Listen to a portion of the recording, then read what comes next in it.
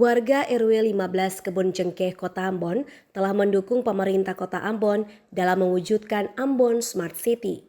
Sejumlah CCTV telah dipasang di beberapa titik lokasi tersebut oleh Ketua RW 15 Kebun Cengkeh bersama warganya. Pemasangan CCTV di kawasan itu sebagai fungsi kontrol yang dapat memantau aktivitas warga lewat smartphone. Atas apresiasi tersebut, pemerintah Kota Ambon memberikan piagam penghargaan kepada warga RW 15 Kebun Cengkeh. Pemberian penghargaan tersebut diberikan dalam acara penutupan Safari Ramadan 1446 Hijriah yang dilaksanakan di lokasi itu juga. Pemberian piagam penghargaan diberikan langsung oleh Gubernur Maluku Hendrik Lewerisa.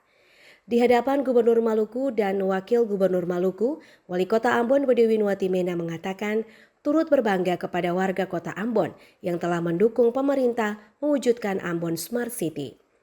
Bodewinwati Mena berharap hadirnya Gubernur Maluku dan Wakil Gubernur Maluku yang ada ini dapat memotivasi kita semua untuk berkarya dan bekerja untuk Kota Ambon yang kita cintai. Novita Bonara, Jondrala Halu, melaporkan.